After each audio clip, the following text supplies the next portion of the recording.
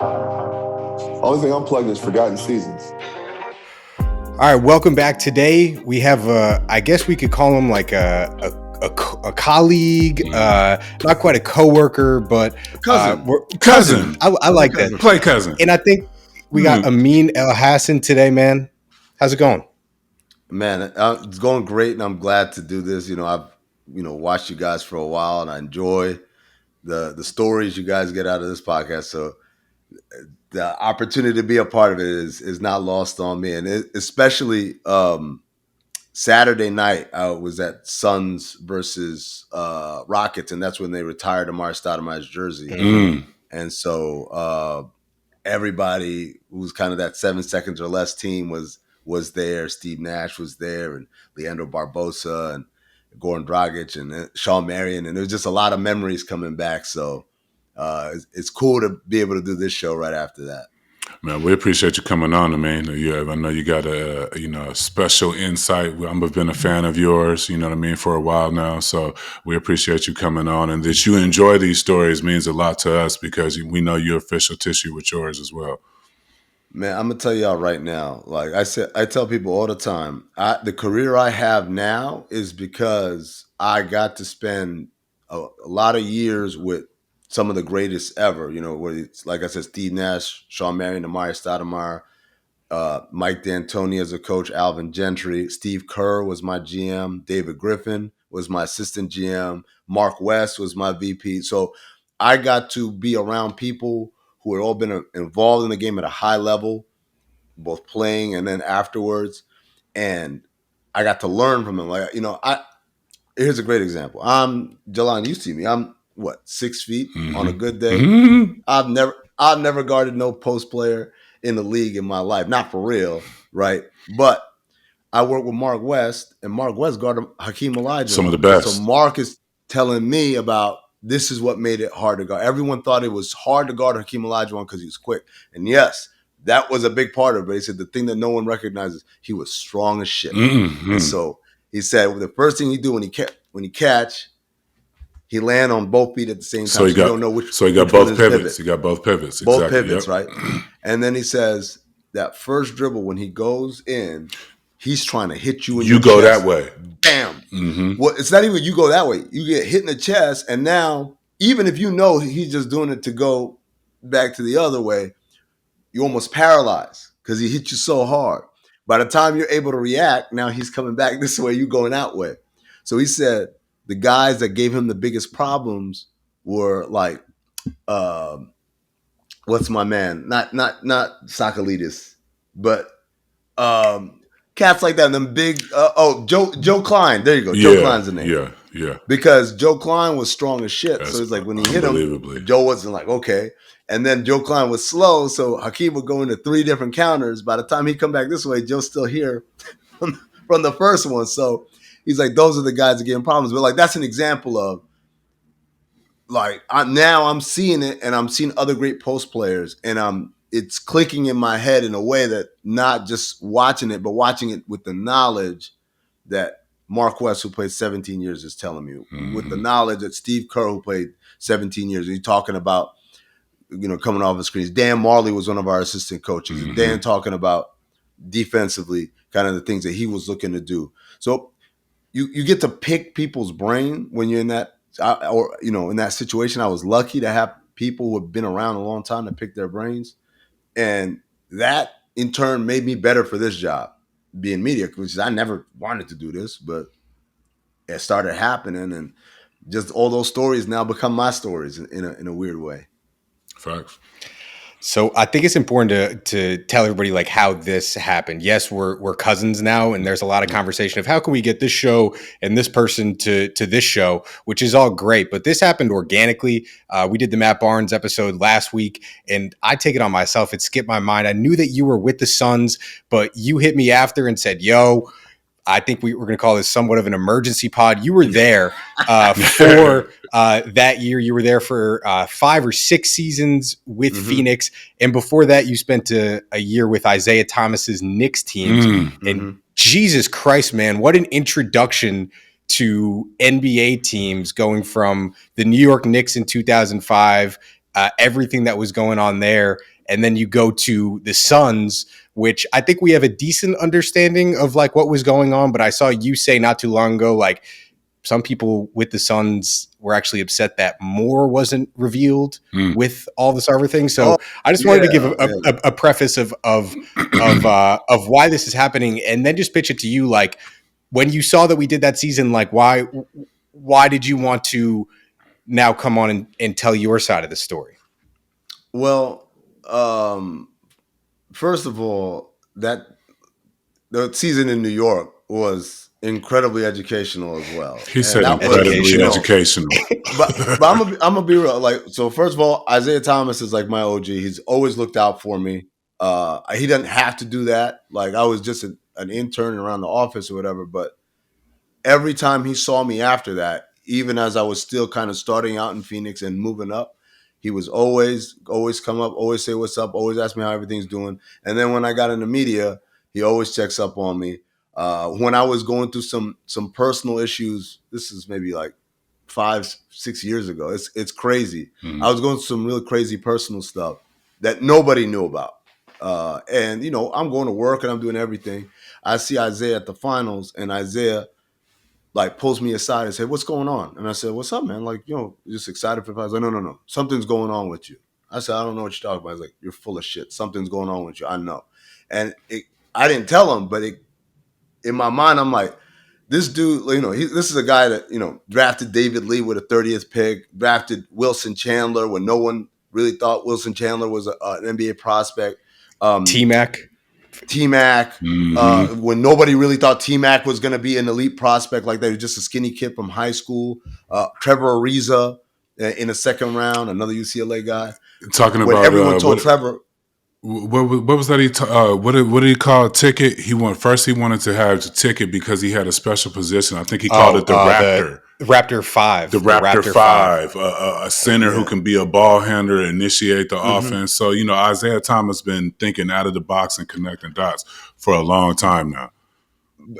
And on top of that, just the ability to see something, like literally he's watching me on TV and he's saying there's something wrong with him. Like, for him to pick up on that's something that's not learned skill. That's something that you got to be almost born with. So I always give props to Isiah. I know 04-05 was a crazy ass year.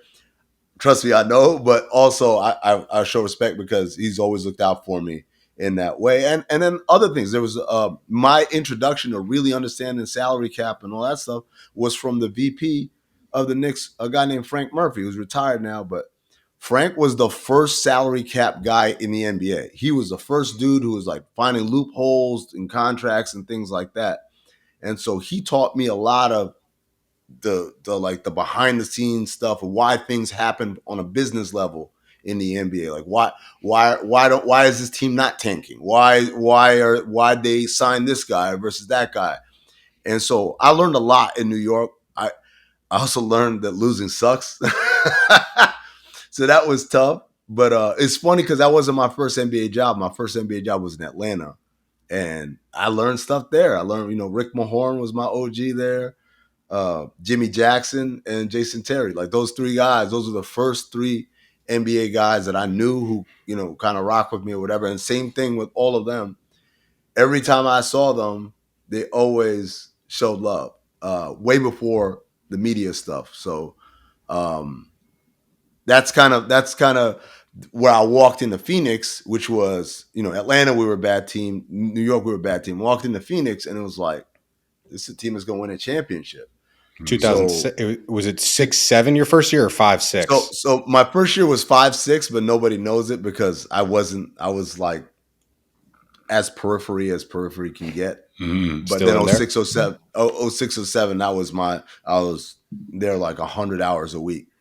Even though I was technically an intern and going to get my master's degree, I was there every day. I was in the video room. I was with the scouts. I was with the coaches. And so that first year, 06-07, we won 61 games. We had a 15-game winning streak, and then we had a 17-game winning streak in the same season. Amari had just come back from his microfracture, was all NBA first team. That's the first time, and I think the only time that's ever happened. Still dunking. Yep. Dunking, and then came back with a whole new package of floaters and jumpers mid-range, and all that stuff. Mid-range. It was killing, right? Steve was either second or, he was third in MVP voting, and obviously all NBA. Leandro Barbosa was sixth man of the year. And then obviously Shawn Marion, Boris Diaw, Roger Bell. Roger Bell was all NBA, all defensive team. So like that's the Kobe year. That's when he clotheslined Kobe. That was the year after he clotheslined Kobe. He clotheslines Kobe 05-06, and then 06-07. That's where like now he's being recognized as being like, okay, this guy's a premier defensive player in the league. And so all of this is happening, and we're like, oh, we about to do this. And I'm like, wow, how great is it? My first year, we're about to win a championship. And so the first round series, I can't even remember who we played now, but we whooped the hell out of them. Second round, we playing the Spurs. And that's our big obstacle. That's the one that that mountain that we couldn't climb, right? And so, but we finally felt like this was the year that we were deep enough and experienced, because they had lost to the Spurs a couple of times before. So now it's like, okay, we got these guys. So game one is the game where Steve's nose is cut. So he has to keep coming out to get, dressing, they can't stitch it because of where it is. So they have to just keep dressing it. And the refs were kind of like, now I can say this, the refs were kind of helping us out, because they would like wait until the last, like, okay, now he's dripping. You got to get out of here. You go clean it up and we come back or whatever. But Spurs basically steal that game because Steve's nose is all messed up. We come back. We win game 2. They win game 3. And then we win game 4. And we win it kind of handily, I might add. And that's the Robert Horry hip check. And so Robert Horry hip check Steve Nash into the scores table. Just a frustration play, dirty play. I know Rob now. He's a good dude, but that was a dirty play, right? Amari Stoudemire and Boris Diaw are on the bench. They run over to help Steve up. They get suspended. Don't even touch anybody. That was the rule. You can't leave the bench. Dog, man. They got scouts. Yeah. They got scouts. As soon as the funk jumps off, they got somebody directly on the bench. They got video. They start putting the camera on. They start putting the camera directly on the bench specifically for that. So that was the rule. So the practice that all NBA teams do now, which is as soon as anything happens, all the assistants jump up and they do this.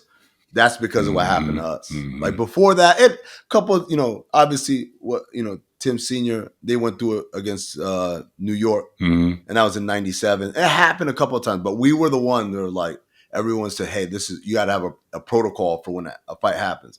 Here's a funny story. So we're saying to the league, hey, those guys didn't get up to start shit. They got up as peacemakers. They were going to go check out their teammate, and they ran up the sideline because it was a score stick. Commissioner Stern said, well, I'm sorry, the law is the law. Like, basically, there's no spirit of the law here. And I said, but you're the one that wrote the law, bro. Like, you can interpret it any way you want. It's not like God came down with the 10 Commandments and told you it's got to be this way. So we watched the film, and there was a play in the first half where Francisco Elson clotheslined James Jones. Dirty foul, hard foul, right? James falls down on the ground. It's such a hard foul that on the bench for the Spurs, Tim Duncan and Bruce Bowen both step onto the floor. Like, oh shit, what's going on? And then James, because James is a cool dude, gets up and shakes it off, doesn't do anything, and walks to the free throw line. So there was no harm, just a regular foul call. And so we sent in the tape. We said, yo, these guys came on the floor after like a dust up. They said, well, that wasn't a fight. That was just a foul. So my thing was, so James should have hit him after he got clotheslined. So if he had punched him, then they would be suspended. But because James is a professional and did the right thing, we in the wrong. But then you would have lost James too if he got to go to blows. They got to suspend him too if he let one go. Look, if you're telling me I lose James Jones, Amari Stoudemire, I'm already losing Amari and Boris. If you tell me I got to lose James Jones, but in return they lose Tim Duncan, we'll take that deal. We'll take that deal because that changes a lot. Now we're going against Oberto and Elson, or like that's a lot. That's a huge difference now. So, yeah.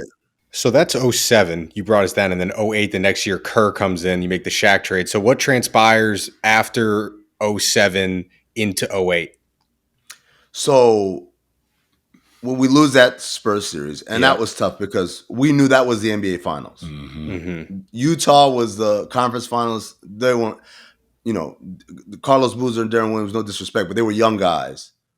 And that was their only kind of hurrah as far as being that good. So the Spurs did them, we would have done them the same way. And then the finals, that was LeBron with the Cavs team, where it was clear this isn't an NBA championship caliber team, even though LeBron was amazing. So it was kind of like, oh shit, man, like that was our chance. So we come back the next year and it starts, and now because the pressure is heightened. Now, when Mike D'Antoni first got there, and I wasn't there when he first got there, but when he first got there, it's like, yo, the team wasn't good.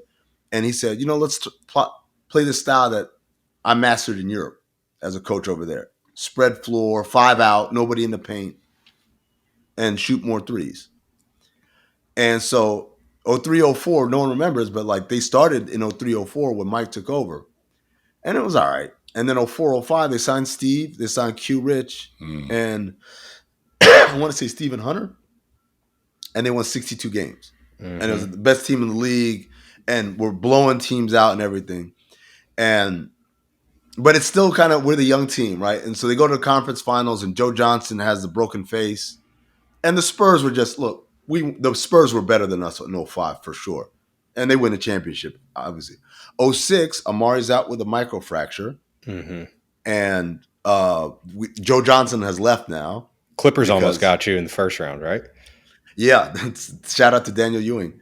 Daniel Ewing hadn't played a second in the game. And Mike Dunleavy's bright idea is like, I'm going to put him in the game.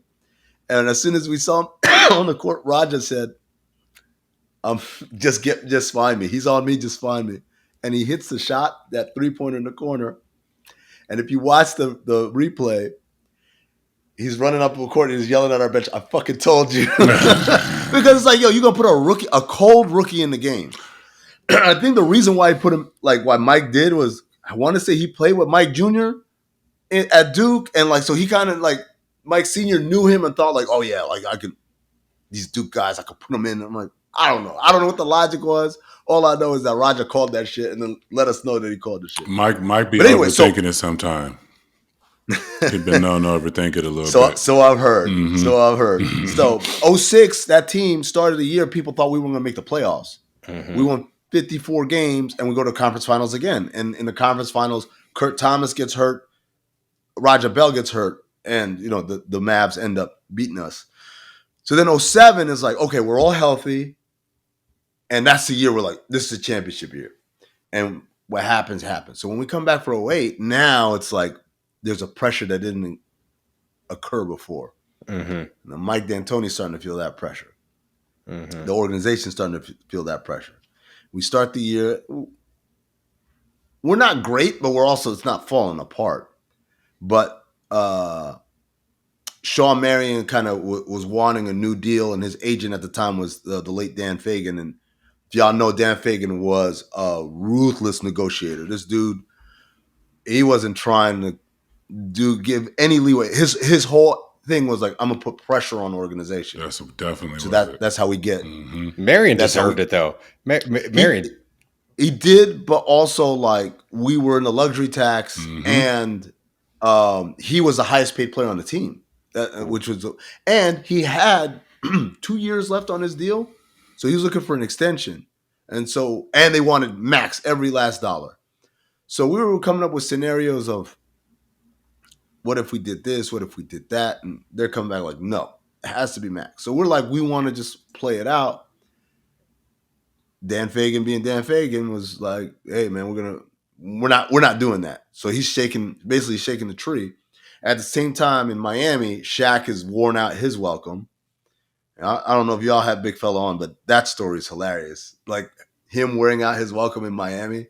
Him and Pat Riley almost fought in practice. Oh yeah. Uncle Jerome said as they're walking off, he said, "Well, I'm gonna go get my bags packed." And Shaq said, "What do you mean?" Jerome, funny as hell.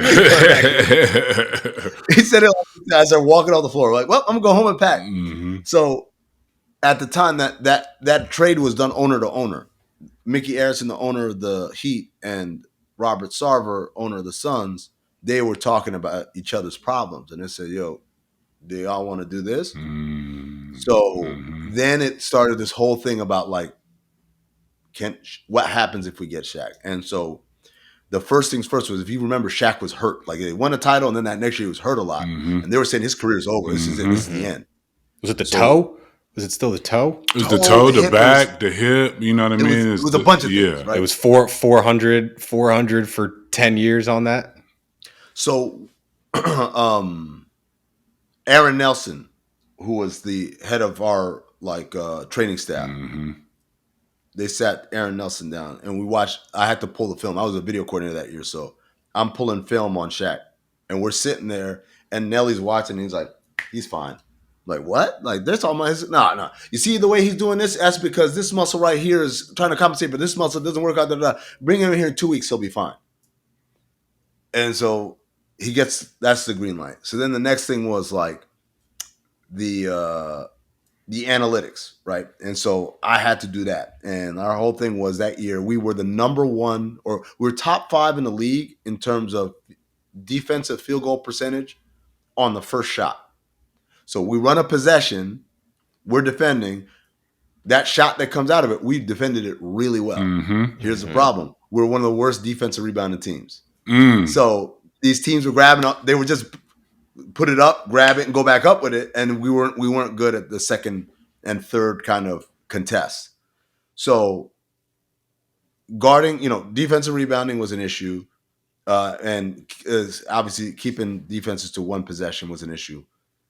And then the third thing was we played the Spurs, and everything for us was about the Spurs. The Spurs, they were throwing a Timmy on that low block mercilessly, and we didn't have anybody. Like, Amari tried, but it just, at some point that dude he's just bigger and taller and freakishly talented and skilled and smart, and there were no team scheme you could do, because then he just hit it out there, and now Tony's going crazy. He's better. Nobody had the answer. It wasn't just you guys. He was just better. With all due respect to everybody involved, Tim Duncan was just better than everybody else during those times. You could have a lot of similar size. Like, he wasn't that, he was bigger, taller, but he wasn't like, Timmy was never really, David Robinson with it. You know what I mean? It was like he was just taller and bigger, but it was just better than everybody else, man. It was like you could try to outthink Timmy, or then you could he'll do something sneakily athletic. He was sneaky athletic during that last little window when he was aggressive before he started deferring. Remember, he was hook dunking, and you know what I mean? So Timmy was just, it ain't nobody else's fault. It was Tim Duncan. So, but that was our big concern. So we're like, if we get big fella, and if he's healthy and he's bought in to like what we need him to do, he can help us in all the things that we're awful at. Now, we knew there's a trade-off here, because Shawn was our Swiss Army knife. This was a guy that was guarding everybody. He would literally guard 1 through 5. We had him on Yao Ming some games like that. Shawn doesn't get talked about enough as far as being the first kind of, or not the first, actually. Obviously there've been a lot of players like that, but an elite guy of that level. He never made an all defensive team, right? No. Shawn Marion. So that's correct. Yeah. So that was funny. Back then, I want to say the all defensive teams were picked by the coaches. It wasn't picked by the media. So we would push him, like, doing the PR stuff. So he would appear on the DPOY rankings. I think he got 3rd one year. In Defensive Player of the Year, but he was not on all defensive team, because I don't know why the coaches didn't. I still don't understand that one, and maybe that's a thing where it sounds kind of crazy, but like, we were so ahead of the game, people didn't understand what we were doing and thought, because this is back when people were still going, oh, how many points per game do they allow? Oh, not by possession, not factoring in. We gave up a lot of points because we play fast. If we held the ball like you guys, like Detroit, like San Antonio, our points per game would be lower too. But because we're playing up and down, there's more possessions. It's a higher points per game. But people weren't understanding that. So I think Shawn was hurt by that, even though if you look at it, we weren't terrible defensively. We're probably middle of the road. So I'd say all that to say we do the deal. We bring Shaq in. And I go pick him up from the Ritz midnight to start his workout. He gets in and like literally midnight we're doing the workouts. And Shaq said, "What's up, big fella? My name's Amin." And he says, "Are you Muslim?" And I said, "Yeah, alhamdulillah." And he's like, "Me too, alhamdulillah." I'm like, "Oh, like I've heard things, but like I didn't know." And I'm like, "Oh man, like things that you learn." So we go out there. The first workout we're teaching them how we do pick and rolls. And so, Jelani, you remember this? Like Shawn would slip. He'd come and we call them touch and goes. Like you wouldn't even set the screen. You would run up and then.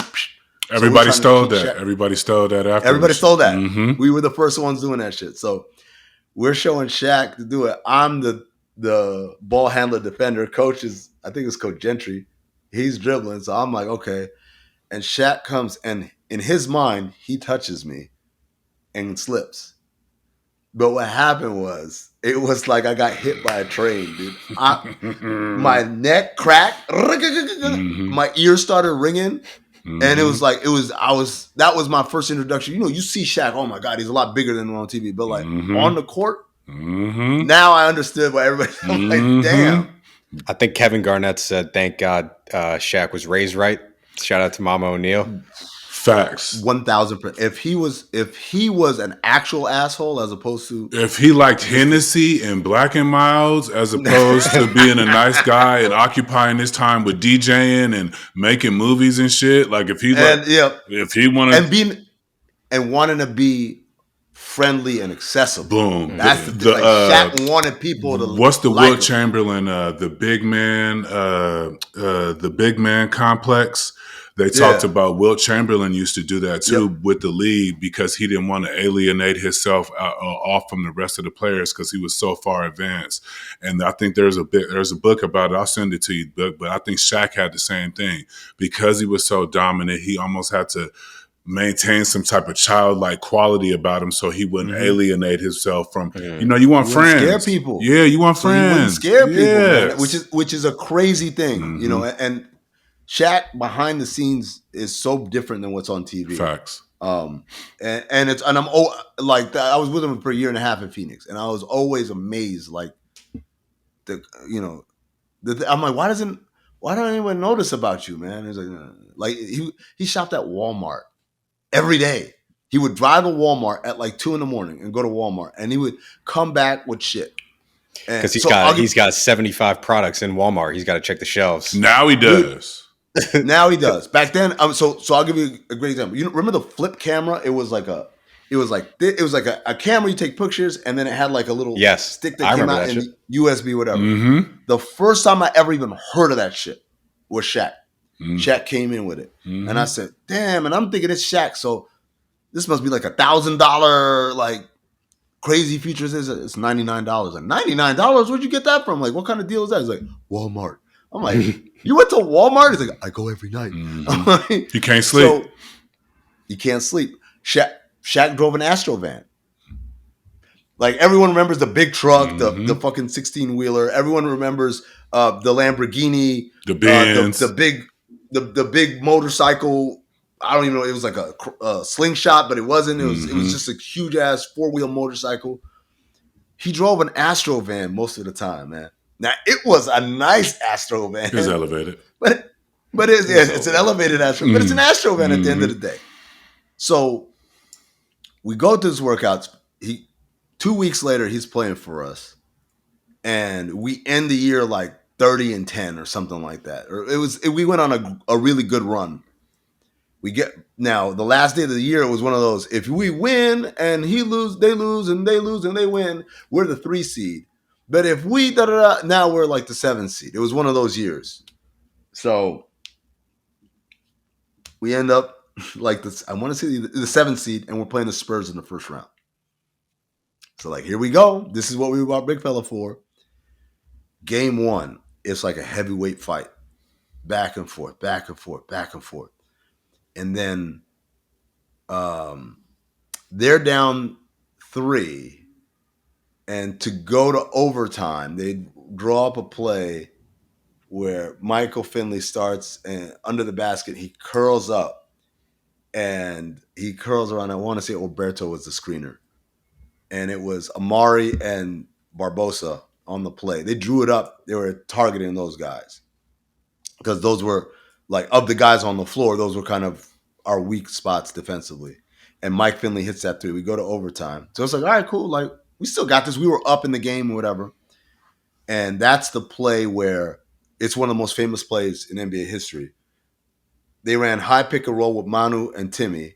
Shaq drops because we're trying to stop Manu. Manu kicks it out to Timmy, top of the key 3. Hadn't shot a 3 the entire year. Hadn't made one. Hadn't attempted one. So our scouting report was like, if he's out there, don't react. And you see Roger go like, oh, no, it's Timmy. And that motherfucker put it up. And when he roared like that, I didn't say it at the time. I've said it since, since I've been in the media. This is game 1. I was like, ain't no way we're beating them. Because I saw the look in his eyes. And Timmy was never emotional. Never emotional. Never. The amount of raw, just passion that came out of him after he hit that shot, it was one of those, like, I don't know how you could be a series back-breaking 3 in game 1, but it felt like that. So now we're down 1. We're in San Antonio. Game 1 was like Saturday. Game 2 was Saturday afternoon. Game 2 was like Wednesday night. We should have flown home. We didn't. We stayed in San Antonio the whole time. So now everyone's kind of going crazy. Right. And it's only so many times you can go to Riverwalk. I was just about to say, you river walking way too much. The diet ain't like that down in San Antonio. You got better culinary options at the crib, man. And we're sitting there, and now you it's a heartbreaking loss. So now you're just sitting there in a hotel room, everyone doing this. At this point, I think Mike D'Antoni's starting to feel like, man, if we don't win this series, they're going to get rid of me. I know why he felt like that, because coaches are paranoid creatures. Because they hired to get fired is the saying, right? But he wasn't going to get fired. Like we were talking about Mike going to be like Jerry Sloan. He's going to be in Phoenix forever, right? But Mike is starting to feel the itch. And Mike's agent is like, all right, well, let's start figuring out what are the other opportunities that are going to be available. So now Mike, me and a couple other guys on staff, we go to Fuddruckers for lunch. And we walk in, we see Mike D'Antoni and his brother Dan D'Antoni, who's on the staff. They sitting at a table. Now, anytime I've ever walked into a restaurant and I've seen Coach, hey, come over here, what y'all getting, da-da-da. He hit us with the, hey, guys. And I'm like, oh, they're having a conversation over there. Jack McCallum was with the writer. So they're like, this don't feel right. But like, all right, we'll go here, we sit, we eat. I went and saw Forgetting Sarah Marshall also in between this time. Great movie. Great movie. I've only seen it one time. That one time. I loved it, but that movie always reminds me of San Antonio, the 5 days of waiting. PTSD. And is Mike going to leave now? And what are we going to do? So it's like, I can't watch that movie. So game 2 happens. And amazingly, we have a chance to win game 2. And like some shit at the end, as always happens in San Antonio, some shit happens. They did everything right. We did one mistake. Boom. Now we're down 2. We're going back to Phoenix. Now, mind you, we could have been up 2-0, but you could tell when the spirit is broken. So our spirit's broken. We got game 3, they blow us out. So now we're down 3-0. Now everyone's starting to get ready, like shit's about to change. We blow them out in game 4, but it doesn't matter. We come back game 5, close game. We mess up like the ATO, and now we're out. And so Steve Kerr's like, well, we just have to get better at certain things or whatever. And I think Mike took that as Steve trying to either push him out or trying to he become the coach or whatever, which again was never a reality at that point. Mike quits. He goes to New York. So this is now. I gave an hour lead up to where we get to the season with Matt Barnes, right? We're interviewing different guys for coach. And we end up hiring Terry Porter because 2 reasons. One, TP was Steve Kerr's teammate in San Antonio, so they were really close. But the other thing was TP was an assistant with Adelman, and we had stolen a lot of Sacramento's stuff for our stuff. So all that corner stuff was our elbow series. I was about to say the elbow. Yep. So we were like, okay, this is a guy who gets us offensively, and maybe he can coach us up defensively, right? Because we had the number 1 offense, right? Even the after system's Shaq. there. The system's there. Good bones. It's good bones. What do they call it when you buy a house and you don't have to do anything? Good bones or turnkey. Yeah. Turnkey. Yeah. I don't have to do shit. The flooring is perfect. All I got to do is get some Wi-Fi in here and get a couch or two. Yeah. So we hired TP, and they go. The coaches. Now I'm in the front office. I'm out the video room, and now I'm like scouting coordinator or whatever. The coaches go on a retreat. I come back from the retreat. I ask my guy, like, "Yo, so how was it?" And he's like, "Weird." And I said, "What do you mean weird?" And he said, "We talked about offense the entire time." And I'm like, "Wait, so y'all were teaching him our offense?" And he said, "No. He was teaching us his offense." What's his offense? His offense was the Flip Saunders playbook that's this big and 100 down. 452 twist, 452 twist. 452. Oh my God. Twist. Come on, man. You know what that means. When I tell you that shit, first of all, nothing funnier than trying to hear rookie Goran Dragic try to say 452 twist with that thick ass accent. Facts. But like when I tell you, we were like, the fuck are you talking about, man? So I'm thinking, our front office guys, we're trying to be, hey, give him a chance, da, da, da. So we're saying, you know what it is? He's going to implement some of his offense at some point. He needs y'all to kind of know it backwards and forwards. So when the players ask, you're not doing the, hey, coach, I don't, So, but like once we get to camp, this shit's going to be the regulars. Okay. So we get to camp. Day 1. Now, mind you, again, defense was our big thing. Day 1, offense. 452 twist and all them bullshit Flip Saunders plays, right? So we're like, okay, so he's trying to like, because everyone on the team been here last year pretty much, Matt, I think Matt was the only new guy at that point, and the rookies, but like they'll pick up our offense because everyone can help them with that, but coach wants to do it. Day 2, his offense. Day 3, Steve has a word with him like, hey man, I think we should like start getting on the defense because that's really a thing. So he's like, all right. So then he has them doing the remember the shit from Hoosiers? The Indian runs? Yeah, like left, like Fire Feet and King, the leader of the, what I forgot the drill, but diving on the loose ball, take a charge, diving on the slide, jump up, get a rebound, Hoosiers was a movie about small high school in Indiana, right? College, whatever. He's doing this to Steve Nash, Grant Hill, Shaquille O'Neal, right? Like 3 Hall of Famers, first ballot Hall of Famers, deep in their careers. 2 of them done 1 MVP. And the third almost won MVP. Probably would have won one had he not got hurt. So this is kind of like, this isn't NBA defense. This is shit you do with a high school team or a college team.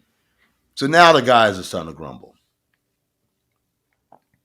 And we come back from camp and we're like, okay, is this really happening? But we're still kind of holding out hope. Raja and Boris Diaw, they're like, this shit ain't working, bro.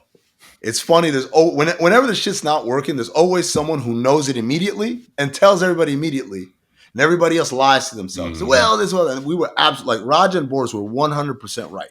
This ain't work. It's not going to work.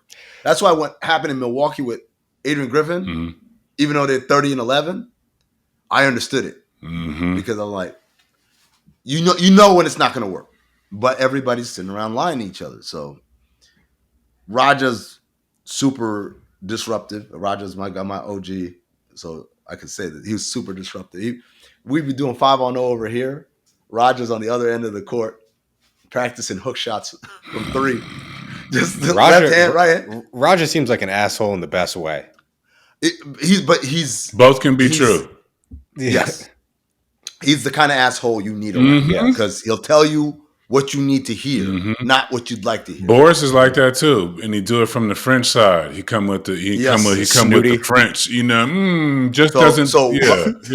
So I'm gonna give you the great example of how they both did the same thing, but in their own way. So Roger was, like I said, just messing around, and then he would just grab the ball and then walk up to this side of the court, watch them go to the 5-on-0, and what the fuck are we doing? And just walk back. And so I'm sitting there, I'm like, oh man, like this. You try not to laugh. It's funny, but you can't laugh, but also you can't react. So we're just sitting there, right? Boris was different. So Boris Diaw grew up. His mother was the greatest French women's basketball player ever. So this dude was literally born to play basketball. Him and TP and Turioff and all those guys went to this academy, INSEP. It's literally designed just to make you into a pro basketball player. His favorite player is Magic Johnson. So with Mike D'Antoni, we let Boris rebound and bring the ball up and like he would just lead the break. TP comes in and says, you're a power forward. When you grab a rebound, you got to find a guard and give it to him. Pissed off the French dude. Dog, pissed off. Like imagine telling Mozart, yo, you can only play the xylophone, bro. Nah. Like, so Boris, he's a genius basketball player. He is. I know people are going to look at his stats. When I tell you this dude's IQ, basketball-wise, was through the roof. Bro, Steven Jackson said he's the most talented player he's ever played with. Could do anything. Do anything you want. He just didn't want to. If he cared to. What time is lunch? I want to be ready for He wanted, with the cappuccino. Like he's going to practice with a cappuccino. Facts. So Boris started doing this. He would grab the rebound, take one hard dribble up the court like he was about to bust out. Then he would stop, and then he would turn, and he would find Steve, and then he would hand him the ball like it was a baby, like this. And then he'd turn and look at the bench like I'm doing the thing you asked me to do. So now TP's like, these guys we're not buying in and da-da-da. So now we're like, we got to trade them because they're not buying in, even though they were right. And we were wrong. Also, there's some contract stuff with Roger too, but like the reality was it wasn't because of the contract. It was because he was quote unquote being disruptive, even though he was telling the thing that everybody had on their mind. Shaq, meanwhile, would do this. Is how Shaq would do. We'd be stretching and Shaq would just start singing. Remember that T-Pain song? I could put you in the mansion somewhere in Wisconsin, right? Shaq would sing, but he would change the lyrics to "No baloney, we miss Mike D'Antoni." This is the middle of practice, bro, while they're stretching. So everybody's kind of out on TP. They have a conversation with TP and say, "Hey man, like the morale is down and like the offense ain't really clicking. I think you should start to reintroduce the stuff that we do." So he goes in and he takes one of our more successful plays, is one called 21 chase, right? Which is a pistol action on the side, and the big comes, sets a drag screen after the handoff, and then he rolls and the other guy flares, and it's a bunch of things. But we got 21 chase, 21 flare. They were all 21 keep. They were all different ones. So he says, all right, we're going to run this. It's called pistol. And instead of the big coming and set the screen, he goes to the block, which is like our whole shit was 5 out. Keep that paint clear so that Steve can get in there and make plays. You throw Shaq on the block, now it's basically a post-up play, which Shaq, when he came, he was like, I don't want to play offense anymore. I just want to be Bill Russell and help Amari become the best big in the league. He said all the right things. Not a lot of people know that. Not a lot of people know that. The big fella would come over and say something like that in a situation like that. That's interesting you said that, Amin. Like, nobody knows. Go ahead. He thought his career was over. So he was so appreciative that our training staff got him back. He was like, I'll do whatever it takes. Mm-hmm. Right? That's when he was diving all over loose balls. Remember that year? He was diving. The bench? The whole bench was moving because he was diving all over loose balls all over the place. Yeah, he bought in. He bought in. But so now we come back with TP stuff, And now everything's a post up. And at first, Shaq is like us, like, what's going on? But like a wild animal, he might look tame, but you give him that taste of blood, it all comes rushing back. And so now Shaq is like, fuck yeah, we're running this shit. Give me the rock. So now we're running everything through Shaq. Steve bringing the ball up, dumping into Shaq, and Shaq is still Shaq. He's an all-star that year. He's All-Star Game MVP, but that's not third team All-NBA. That's not what our offense was supposed to be. Yeah. Right. And it made a lesser version of us. And then defensively, we still weren't any better. And so now everybody's kind of out on him. And we go to the All-Star break, and the rumor starts moving around. They about to fire TP. Now, mind you, this was like a secret. Nobody knew. Except the admin for Steve Kerr, who was a lovely lady. And she was on point. She knew all her stuff. Like, she was organized. She was excellent at her job. But I guess she told her son was a big Suns fan. And she told her son, you trying to give your kid like, yo, man, like, by the way, they're going to switch the coach. And that's something that the kid would feel like, oh, cool, I knew that before anybody knew it. This dumbass goes and writes a blog about it. So it gets out. And it ain't hard to tell from the last name. Like, her name wasn't like Johnson. It was a name like, yo, is this person related to you? Yeah, that's my son. She got the heave ho. So TP gets fired. Alvin comes in. And Alvin walks in. And the first thing he does in practice is like, and this is what I imagine what Doc did. Like, when you got a guy who wasn't sure what he wanted to do, whatever, then the new guy comes in and he knows exactly what we're going to do. Everybody's energized. Like, oh, okay. Because he's like, we're doing this. We're running 21. It's not called pistol. It's called 21.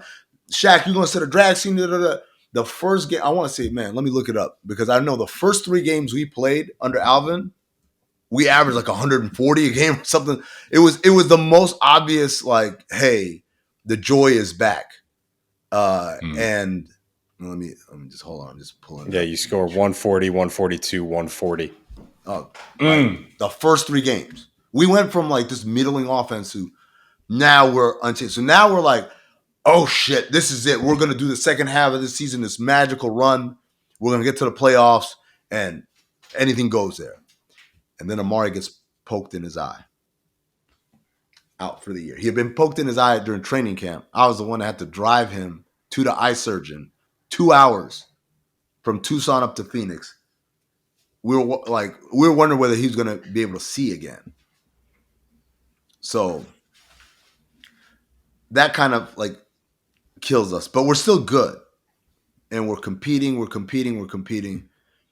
We get to, it's like maybe the last month of the season. It's like, and it's clear now, if you want to be in the Western Conference playoffs, you got to win 50 games, which is insane. Like the minimum, the get in, the cover charge is 50 wins. So we're playing Denver. We're playing Denver, and us and them are around that same kind of fighting for that spot. And Grant Hill's driving to make the go-ahead layup. Dante Jones gets beat, sticks his leg out. Again, crazy guy on the line, right? Dante Jones, another one of them guys. Sticks his leg out, trips G Hill. G Hill falls, no call. They come back, they win the game. We lodged a protest. We said, yo, this dude, it should have been like a flagrant. This is a dirty play. He didn't even make a play on the ball. He just tripped him. And back then you had to go into, there's a website you put in, you tag the play and you write what the complaint is and all that stuff. And they came back, Stu Jackson hit us back a couple of days later and he's like, after review, yes, should have been a foul on Dante Jones. Our bad.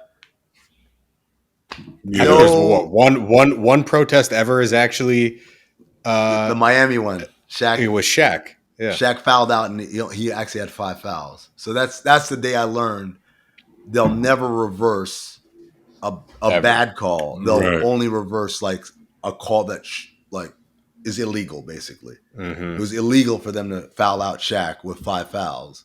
It's not illegal for them to miss Dante Jones tripping. We lose that game. We lose the season series to them. We end up not making the playoffs. But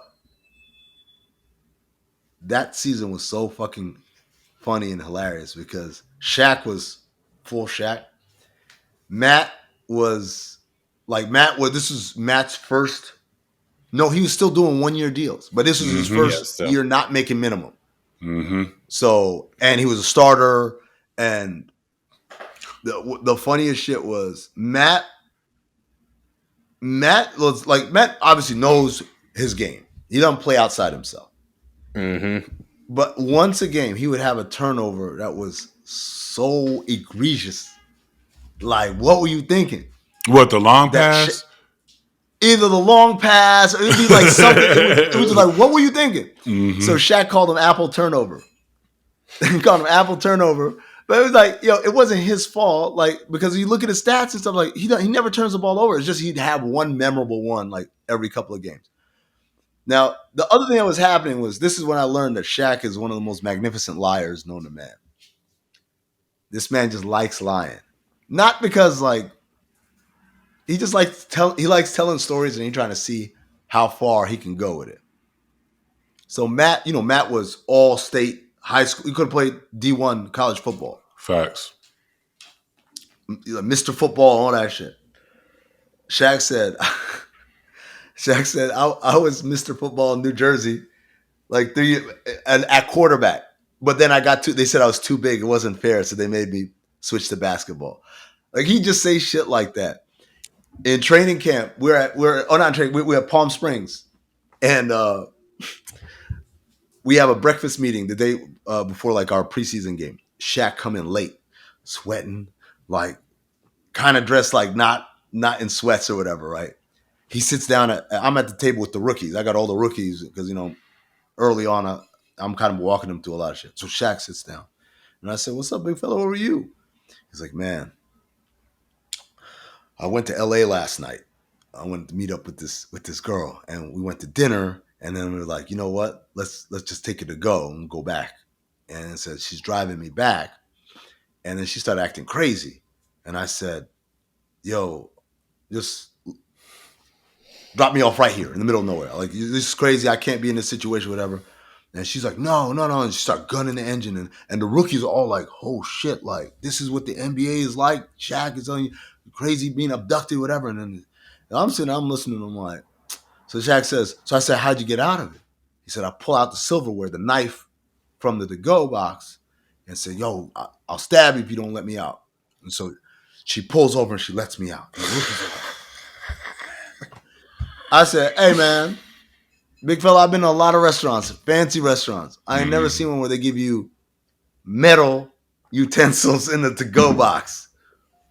And this smile brought on his face. I'm like, I knew this shit was fake, man. I said, "How much of that was real?" He said, "I went to LA." That was it. That was the only thing. I went to LA and I spent the night there and I'm a little late coming. That was the whole story. But he would like telling these stories. We went and saw Notorious. Remember the Biggie movie?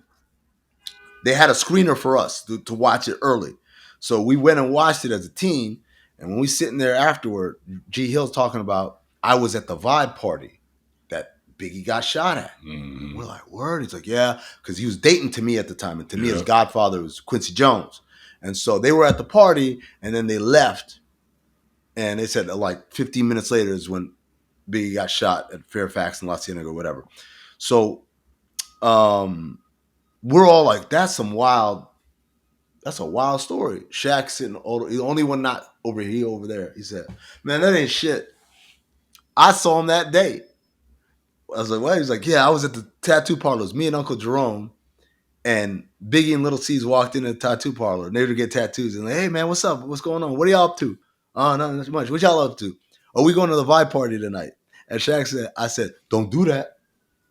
And then he sat back in his chair as if to be like, I'm like, well, hold on. You trying to tell us that if Biggie had listened to you like that day, like you knew shit was going to go down? And Shaq like, now, Jerome says they actually did see. Hey, no, hold on. They did see them. They did see them. Hold on. Big fella had been known to tell you, like when I played with him, he'd been known to tell you, stay out of there. Don't be going over there with so and so. I heard you heard you hanging out with so and so. They see you in the club. Don't be doing that. You know what I mean? He has been known to send a message or two about maybe what you should. I'm not saying it is true. You know what I mean? Or what degree of completion we got to the truth. But in fairness, he has been known to, hey, woo, woo, woo. Man, I heard you be with so and so, or I heard you be with so and so every week.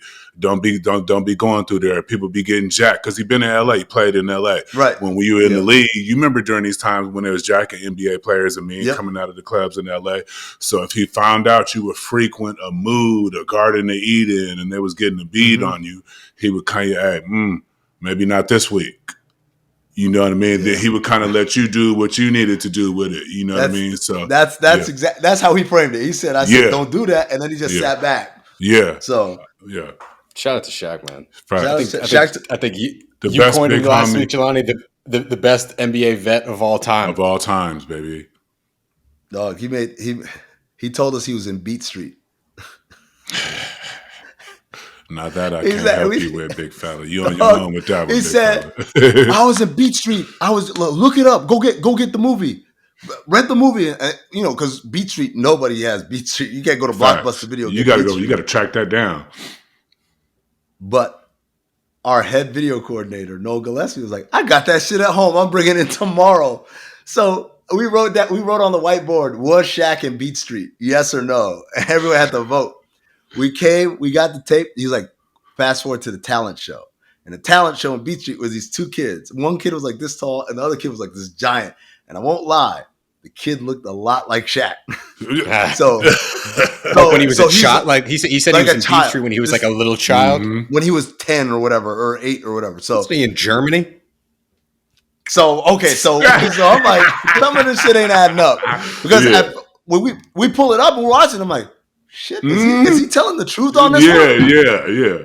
And we stopped and the whole team is crowded around the TV like, I don't know. So this is, I think IMDb was just starting like to be a thing. So I was like, let me look this up. And I looked up Beat Street and it had like child number 1, child number 2. And it was not Shaq's name, obviously. So I'm like, bro, black and white, that wasn't you. And he said, no, because I had to use a fake name because of child labor laws. Facts. Good comeback. Good comeback, child Shaq. labor laws. So good comeback, I had a Shaq. fake name. Nah, man, that season was so fun, man. It was like, even though we didn't win, but we didn't make the playoffs, but it's like when you got a good group of dudes, like it just turns into fun. And what happened next year for us, I think a lot of it started with kind of the vibes we had built on the second half of that season. I think you having all that experience, like so many people that are in the media now, you could tell they're, what they say isn't really based on any experience or real knowledge. It's kind of just like observatory. So I think so much of what you observe in the NBA applies to just like real life shit. Mm-hmm. Yeah. I mean, like, I think because I'll be honest, my shit is observatory shit. I didn't play, right? But you're around things it. You were exposed. In the locker room. When you're in the inside, it's not. That's why when Adrian Griffin gets fired, 9 out of 10 people are like, "How could this happen?" And if we who've been on the inside, we're like, "I know exactly how it happened." You know exactly. You know exactly when you lose the locker room. Yep. And you never get it back. Never. Hey, you could never get. That's what. Well, I'll give them a chance. I'm like, ain't no give them a chance. Once they've decided, that's it, bro. I don't care if you're Phil Jackson. And you'll be surprised to the depths that we'll go to make sure your shit doesn't work too.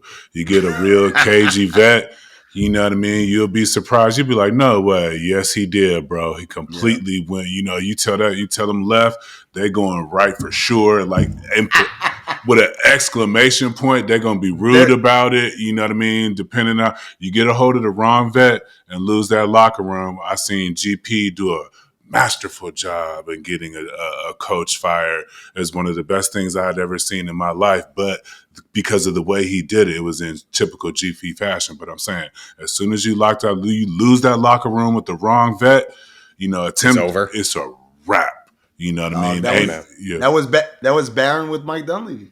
Exactly. Because Mike Dunleavy trying to call all the Barron's again a basketball genius. You can't be looking over to the side, calling every play. Yeah.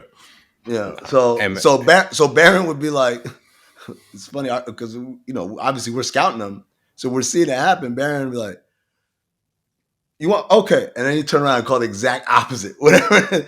You want to run this shit? Okay, we'll go over there. You want to post? Okay, we're gonna do high pick and roll. Like he would literally like, okay, coach, and then turn around and just call his own shit. That's beautiful, man. Yeah. And man, I mean, we appreciate your time, man. I think we usually do the player thing, but getting the other side of the story. I mean, all this shit is perspective. So let's do it again. I think we probably cracked into like 15% of the stories and experience you got with Phoenix and the other teams. So, man.